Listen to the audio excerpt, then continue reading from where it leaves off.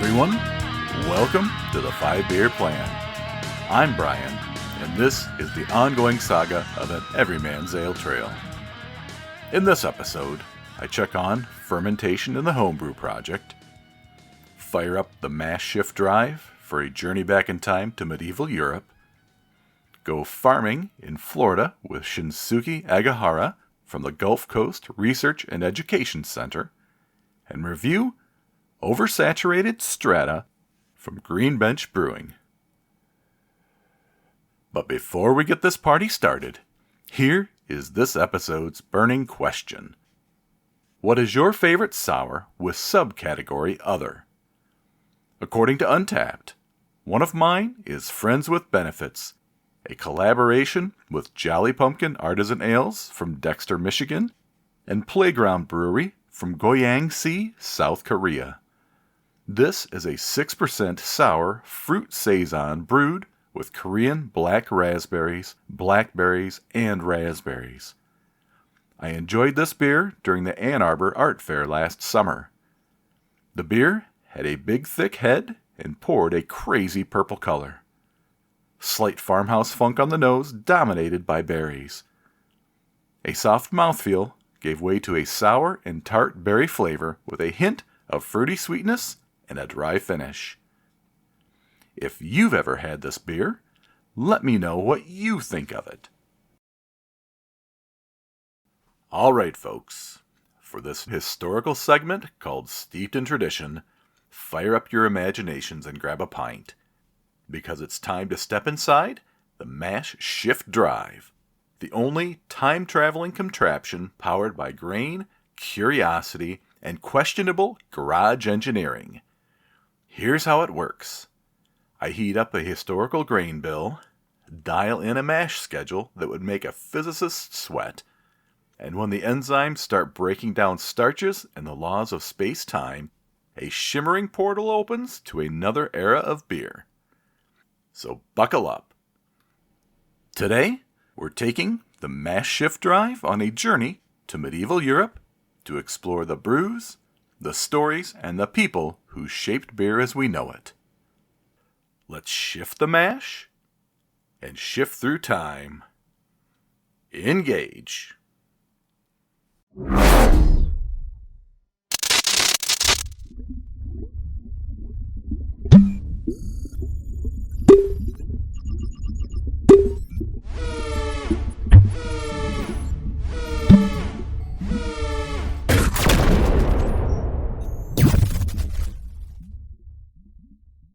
When we last looked at the history of beer, the monastic breweries were changing the face of beer, using their brewing and methods to help change the face of society in a time when pestilence and disease threatened daily living with a lack of clean water. As beer became more regarded as a daily staple in society and spread further into modern-day Europe and beyond, the secular nobility recognized that the monasteries were profiting greatly on the sales of beer. The only way they could get a portion of the proceeds was to cut in on the ingredients that were being used. For those that are curious, it would be a few centuries before hops would be used in beer. As a result, these early medieval brewers, including monks, used something called gruit, long before Guardians of the Galaxy coined the term. Gruit is an ancient herb and spice mixture that is used to bitter, flavor, and preserve beer.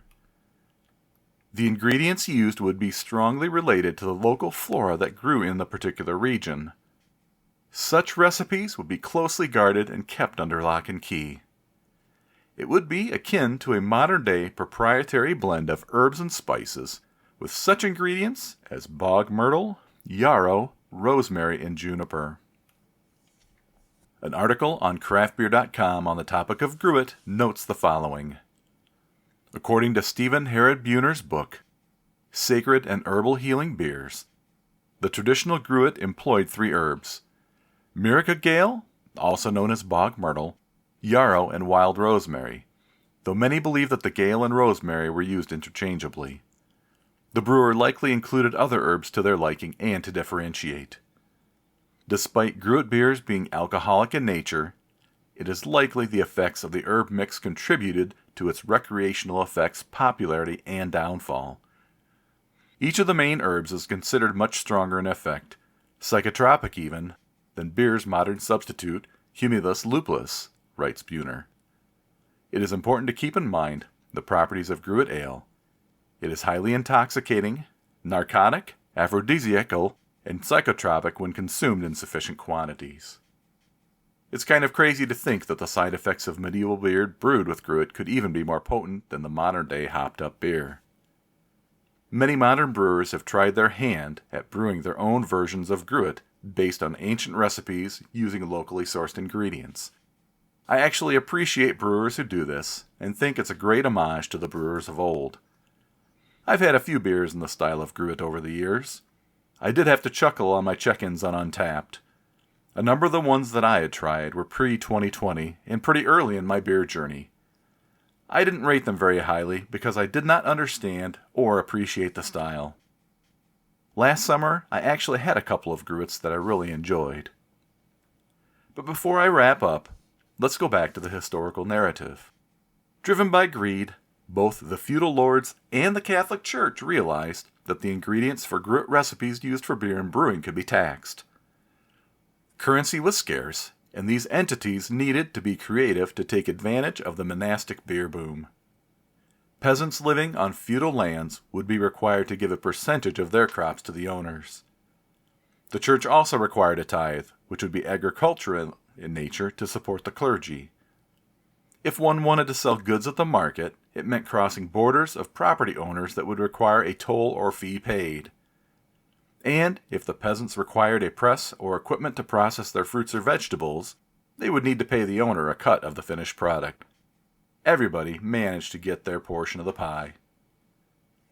As the end of the 11th century loomed, increased pressure from these entities on the fledgling industry, those that supplied the ingredients, and the rise of estate breweries ended the hold that monasteries had on beer and brewing. In this segment of Homebrew Hijinks, where I document my homebrew adventures, I check on the fermentation of the current project. With the wort in the optimal range for the yeast, the fermentation could begin. Cali yeast is so versatile. I've probably mentioned it in a previous episode, but this is a classic American ale strain famous for its clean, neutral flavor and ability to be used in nearly any style of beer. The neutrality allows the ingredients to shine through. Within a few hours, the yeast started to chew on the wort. I monitored the progress through my wrapped pill, and over the course of 3 days, the fermentation activity slowed to a crawl and eventually stopped. I waited one additional day, and then added 3 grams of bergamot as a dry hop addition. I left this for 3 days. Next episode, I bottle up and taste the finished product. Now, it's time for Barstool Banter. In this episode, the Sunshine State theme persists. I continue my series of interviews from my recent trip with Shinsuke Agahara from the Gulf Coast Research and Education Center located in Wamama, Florida. We cover a lot of ground in the first half of this interview. I don't want to diminish or spoil the content, so listen in. Welcome to Barstool Banter. I'm sitting down with Shinsuke Agahara from the University of Florida, IFAS Gulf Coast Research and Education Center, located in Wamama, Florida. Shinsuke, thank you so much for taking time out of your busy schedule to join me here on the podcast. Well, thank you so much for the invite, Brian, and it's very nice meeting you. Likewise. Can you please tell me what your role is there at the University of Florida? Sure. So I'm associate professor in plant physiology. I work at one of the off-campus agricultural research centers, and my research center is located near Tampa. And as associate professor, I have roles in research and extension. I study mainly how plants adapt to different environments like climate and stress crop management practices. Extension is an outreach program. So we try to translate research information into practical information that the people can use. So in extension, I work with growers and try to use science-based information to address the problems growers are facing. Okay. So I did notice that your mailing address for the center is what I consider the heart of strawberry farms there in Hmm. Central Florida. It's actually located about 20 miles from the area where my in-laws had retired. So that area is kind of like a second home. We used to frequent Goodson Farms, which was nearby whenever we would visit there. Oh wow, I've been there. It's pretty, yeah, It's it's pretty closed. close from a research center. Yes, it's closed now, I saw, which I'm sad Mm, about. How large is the research facility and or property that you have? sure. So our facility is about 500 acres. It's a mix of, research farms and the greenhouses and, the buildings, infrastructures. And the research farm is about 250 acres right now. We still have extra space for future expansion. Okay.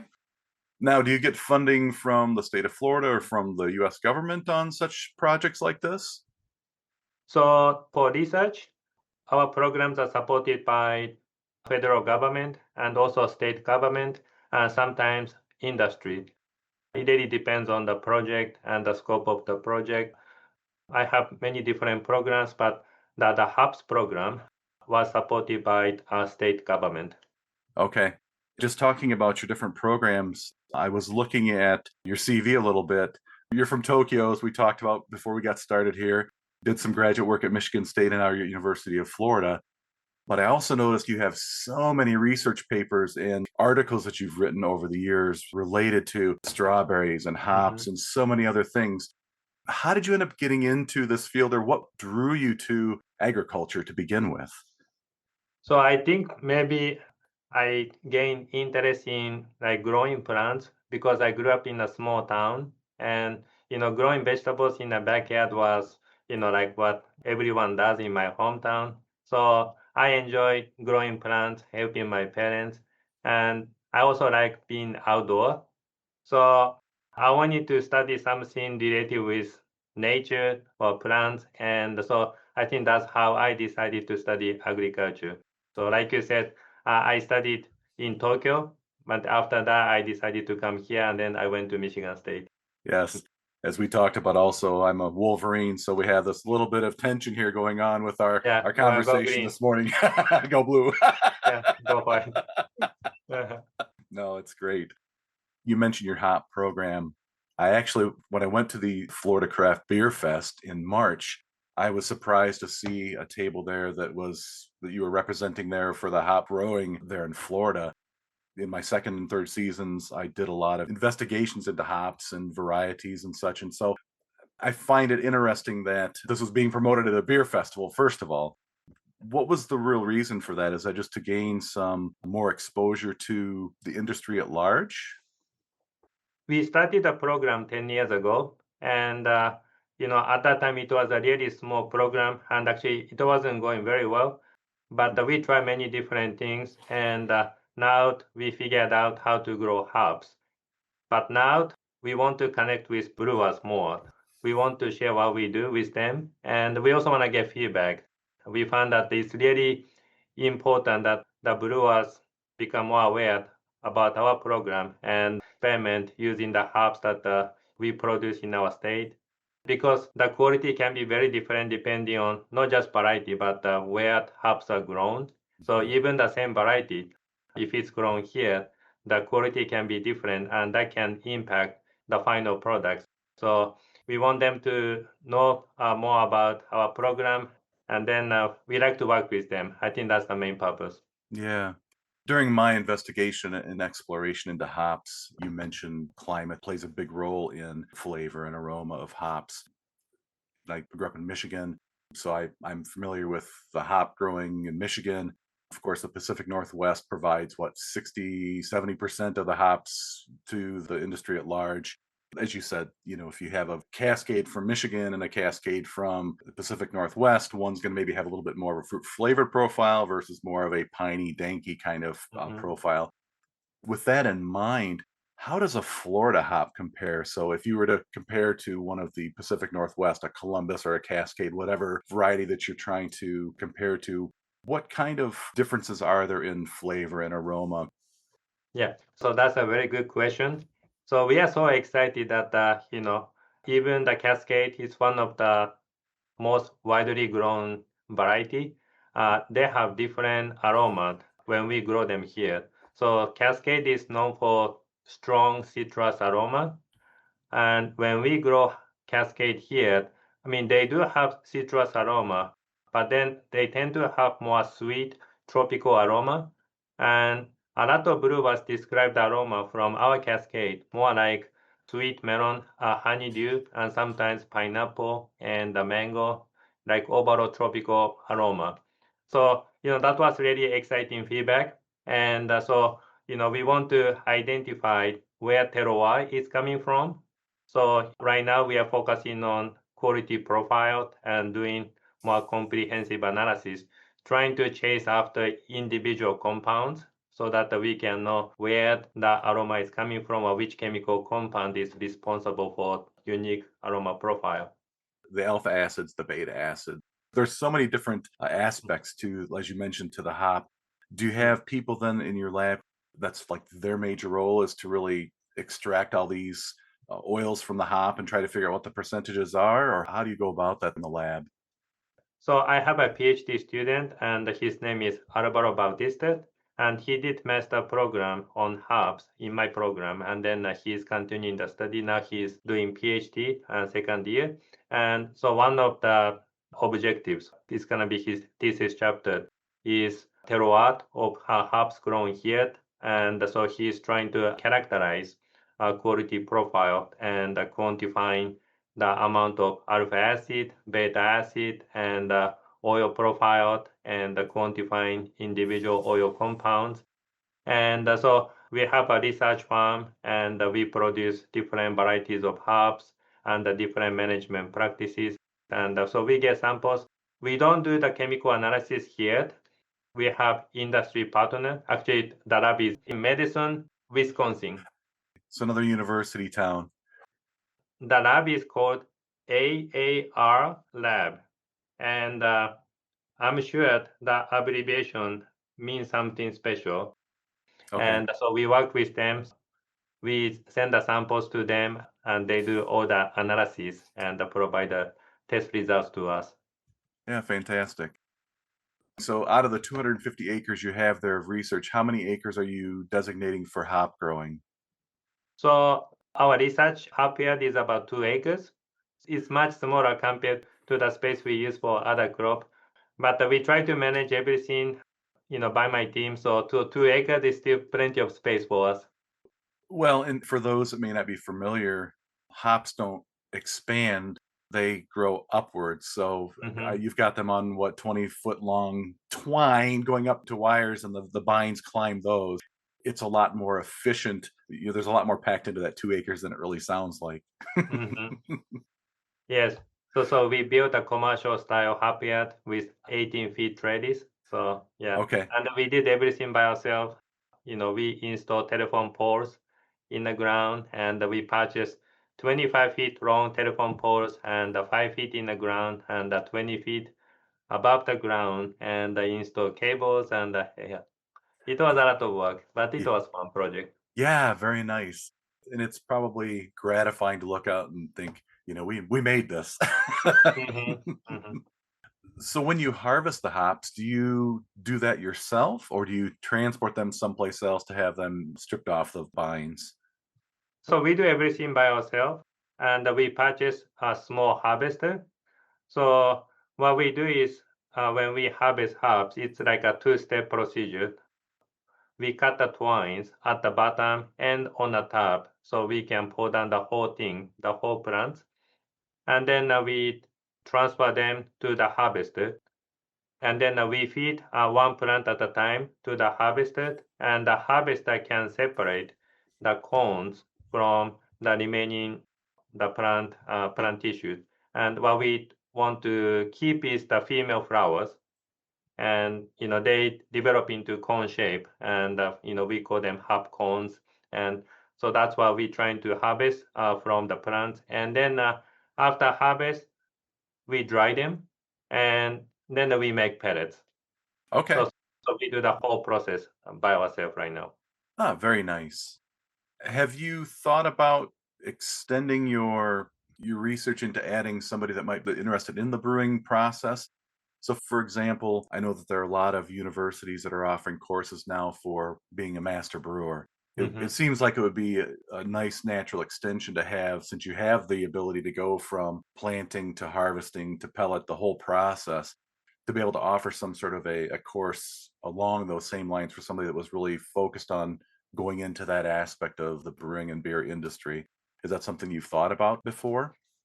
Yes, we like to work with people, and so we don't do that by ourselves. But there are some programs teaching the brewing process and so on. University of South Florida has a brewing program, and so we have worked with them. And a group of students came to our research center, and we did a tour of the hop yard, and we also provided some hops from our program, so they could use our hops to make beer. What kind of hop varieties are you currently testing? So when we started the program, like we had no idea which varieties can perform better than others. So we tested out more than 15 varieties, and we found that the Cascade can perform the best, and it's one of the widely grown varieties in the Pacific Northwest as well. We found few others like Zeus, Comet, Overlord, Cascade can perform better. It was not easy to find the variety that can adapt to a production system because our climate is so different. And but we were able to take advantage of our climate because winter is so short, and we found that we can grow hops twice a year, and we had to do something special to achieve that. And how we did it is by changing the daylight hours. Because our climate is so different, latitude is much lower compared to commercial production region, and daylight hours are much shorter. And so we had to extend daylight hours using supplemental lighting. But doing that, we were able to optimize the growth, timing of flowering, and so now we can produce herbs twice a year. But Mm, that means we have to find a variety that can perform well in both seasons. Some varieties did well in one season, but didn't do well at all in the other season. But the Cascade, it has good performance in spring and the fall season, and also in terms of both production and the quality. as far as the size of harvest per plant, how is the amount of hops you get off of a particular plant compared to a plant grown in the Pacific Northwest, for example? Yes, that's very important question. Yeah, because we want to make sure like they can just grow, but they can be productive and profitable, Yep. right? So the commercial average yield of Cascade is about 1,600 pounds per acre, and it's a dry yield. When we combine spring and the fall harvest, our yield is about the same. But more yield comes from spring harvest. Our best spring season yield is about 1,100 pounds, and the fall season yield is about 500 pounds. So when we combine the two harvests, we can achieve the same yield that they have in the Pacific Northwest. And we are still trying to optimize the production system and also trying to develop new varieties so our yield can be better than in the future than Pacific Northwest. Hmm.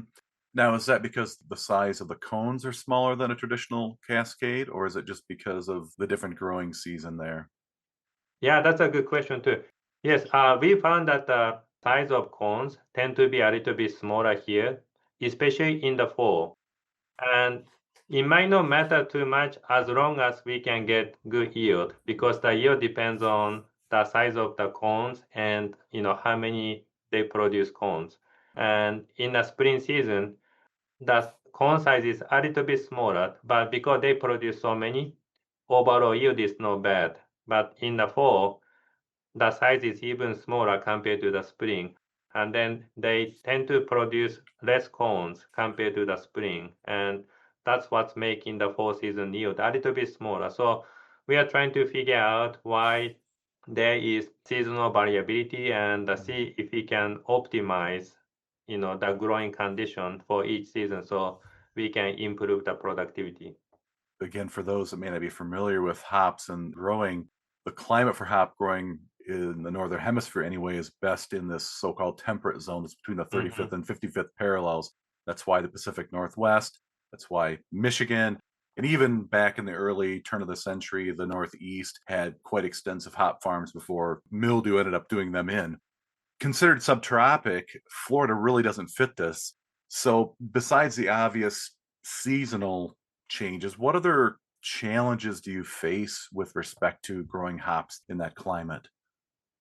The major challenge was lack of daylight hours. Again, most of the commercial hop production is concentrated in a temperate climate zone. And actually, if you look at the hop production distribution in the world, you will find 40% of production from Pacific Northwest and the other 40% from Germany. And Right. then the remaining come from, for example, Czech and Poland.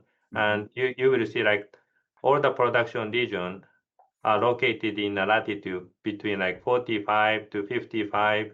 And that's where we can find the optimum daylight hours. I mean, they need longer daylight hours to promote vegetative growth. This is really critical before they transition to reproductive growth or flowering. They have to have sufficient growth so that they can be productive.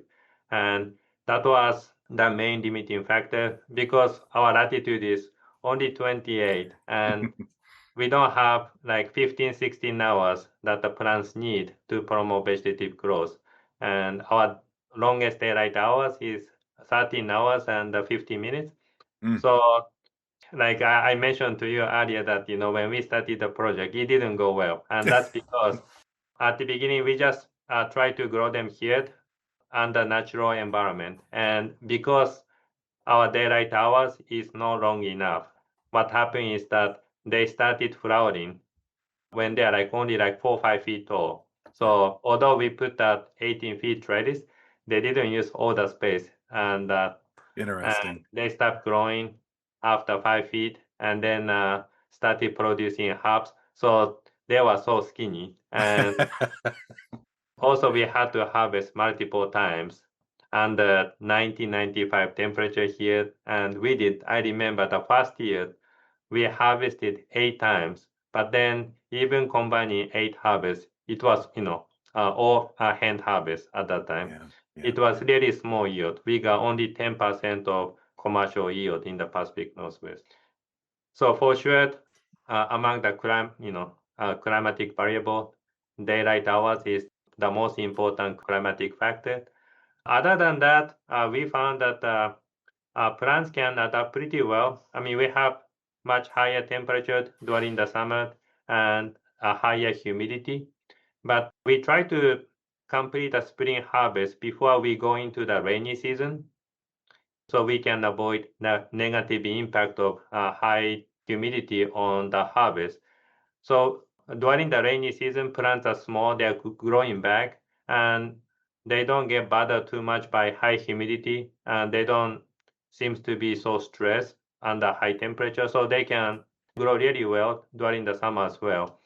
The fall harvest is going to be in October after the rainy season, which is also good. And so we can harvest when the weather is relatively dry. Oh, but I have to mention we have another challenge, which is the hurricane. Right? That's what Pacific Northwest doesn't have. Last call. It's nearly time to wrap things up, but first, one more for the road. In this episode, I'm drinking Oversaturated Strata from Green Bench Brewing in St. Petersburg, Florida. From the brewer, we oversaturated 120 pounds of Oregon-grown fresh hop Strata on a blend of foeder-fermented mixed culture golden ales that were between 19 and 30 months aged in wine barrels. During the 4 months on the fresh hops, we re-fermented the beers on Florida-harvested orange blossom honey, resulting in a brightly tropical aroma, wonderful barrel tannin, and organic acid profile that sits beneath a floral bouquet. Without further delay,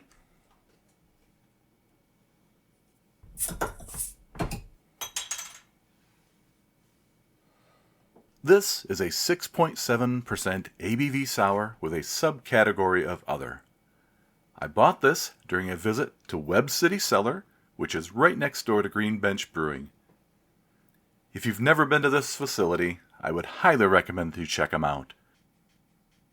So when I popped the top on this, I immediately got that great foeder, oaky aroma that popped out of the bottle. It's on the nose. I do get that Saison-like aroma, that mixed culture kind of feel. Maybe just a hint of the wine barrels that are there. It poured a nice deep golden color, fine white foamy head, clean and clear, very little haze to it. So, first sip impression, wow. There is just such a huge explosion of flavor in my mouth. It is overwhelmed. My first impression here is I get a lot of citrus and I get a lot of zing on the palate. There's just so much going on in this beer. It's got a lot of sour and tartness to it, which is great. It almost makes my mouth kind of cotton ball to some extent. So it's got a little bit of dryness to it.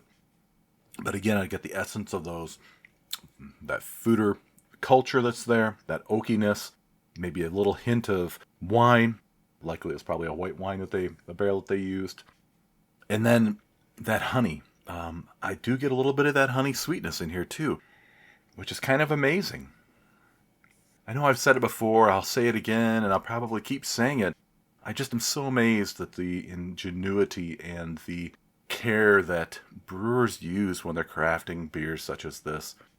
I mean, who would have thought to take a blend of golden ales, condition it on hops, and then re-ferment it with orange blossom honey? I mean, it's just brilliant. It's just brilliant. There's a bit of a acidity in there.